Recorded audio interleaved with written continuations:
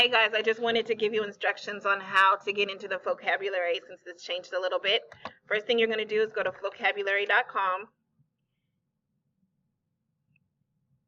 And then once you get there, you're going to go to Login.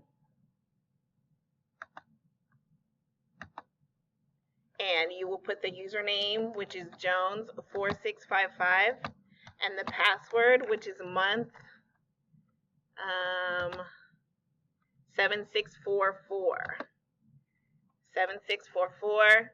You click on Login, and then I want you to go to the search, and digital citizenship is already there, so you can click that, press enter, scroll down to the bottom where it says oversharing, and go ahead and do the oversharing, and you're going to do the read and respond and the quiz.